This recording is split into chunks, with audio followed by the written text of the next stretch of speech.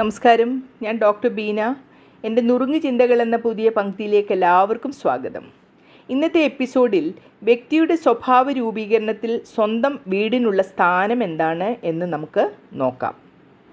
ഒരു കുട്ടി വീട്ടിൽ സ്നേഹം, കരുതൽ, അംഗീകാരം എന്നിവ അനുഭവിക്കുമ്പോൾ അവൻ്റെ മനസ്സ് ആത്മവിശ്വാസത്തോടെ വളരും. ഭയവും നിരാകരണവും നിറഞ്ഞ വീട് ഒരാളുടെ സ്വഭാവത്തിൽ ഭീതി, ആത്മവിശ്വാസക്കുറവ് എന്നിവ സൃഷ്ടിക്കുന്നു. മാതാപിതാക്കളുടെ പെരുമാറ്റം, പരസ്പര ബഹുമാനം, ജീവിതശൈലി എന്നിവയാണ് കുട്ടികൾ അനുകരിക്കുന്നത്. സത്യസന്ധത, കരുണ, സഹിഷ്ണുത എന്നിവ വീട്ടിൽ നിന്നും തന്നെ അവർ ഏറ്റുവാങ്ങുന്നു.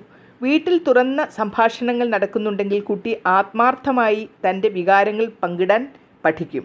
നിരന്തരം കുറ്റപ്പെടുത്തലുകൾ മാത്രമുണ്ടെങ്കിൽ അവൻ അടങ്ങിയോ വിപരീതമായ പ്രതികരണശീലമുള്ളവനോ ആയിത്തീരും.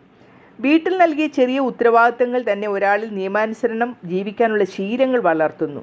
കുടുംബാംഗങ്ങൾ തമ്മിലുള്ള സംഘർഷങ്ങൾ എങ്ങനെ കൈകാര്യം ചെയ്യുന്നു എന്നത് തന്നെ കുട്ടിക്ക് പ്രശ്നപരിഹാര മാർഗങ്ങൾ പഠിപ്പിച്ചു കൊടുക്കുന്നു. സ്ഥിരതയും ശാന്തിയും നിറഞ്ഞ വീട് ഒരാളെ കരുത്തുള്ളവനാക്കി മാറ്റും. കലഹവും അവഗണനയും നിറഞ്ഞ വീട് സ്വഭാവത്തിൽ തർക്കപ്രിയത, അനിശ്ചിതത്വം, അക്രമ സ്വഭാവം പോലുള്ള പ്രശ്നങ്ങൾ വരുത്തുന്നു. കുട്ടികളുടെ ഒട്ടുമുക്ക സ്വഭാവത്തിൻ്റെയും വേരുകൾ വീട്ടിലാണ്. പിന്നീട് സമൂഹവും വിദ്യാഭ്യാസവും കൂടിച്ചേർന്ന് വരുമ്പോൾ ഉണ്ടാകുന്നത് എന്തൊക്കെ മാറ്റങ്ങൾ വന്നാലും സ്വന്തം വീട് തന്നെയാണ് എല്ലാത്തിൻ്റെയും ആധാരം.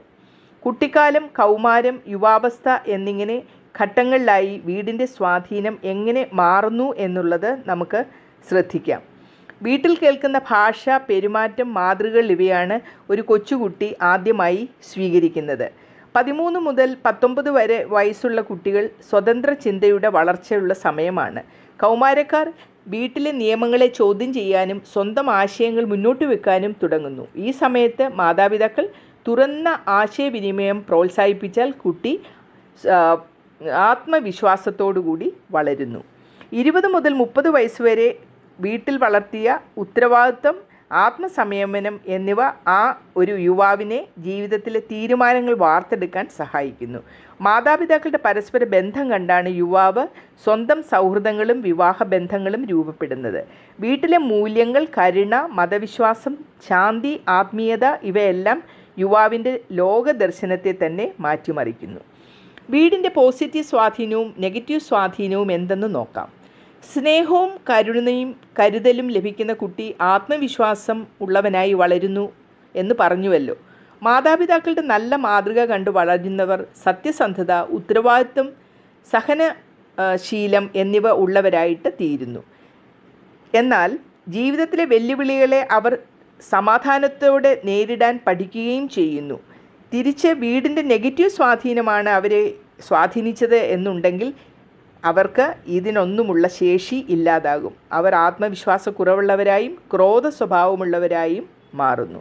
സ്ഥിരമായ കുറ്റപ്പെടുത്തലുകൾ ഒരാളെ അടങ്ങിയിരിക്കുന്നവനാക്കുന്നുവെങ്കിലും പ്രതികാര സ്വഭാവിയും ആക്കി മാറ്റുന്നു. സ്നേഹവും സുരക്ഷയും ലഭിക്കാതെ വളരുന്നവർക്ക് ആരോഗ്യകരമായ ബന്ധങ്ങൾ സ്ഥാപിക്കാൻ ബുദ്ധിമുട്ടുണ്ടാകുന്നു. കുടുംബത്തിൽ മൂല്യങ്ങൾ പാലിക്കാതെ പോകുന്നുണ്ടെങ്കിൽ കുട്ടിയും പിന്നീട് ജീവിതത്തിൽ ലക്ഷ്യരഹിതനും അച്ചടക്കമില്ലാത്തവനുമായി മാറും. അതായത് വീട് സ്വഭാവ രൂപീകരണത്തിൻ്റെ ആദ്യ ശില്പശാലയാണ്. വീടിൻ്റെ അന്തരീക്ഷം പോസിറ്റീവ് ആണെങ്കിൽ വ്യക്തി വളർച്ചയും പുരോഗതിയും ഉറപ്പാക്കും.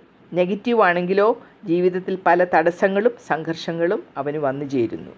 ഇനി പുതിയൊരു വിഷയവുമായി അടുത്ത എപ്പിസോഡിൽ കാണാം. നന്ദി, നമസ്കാരം.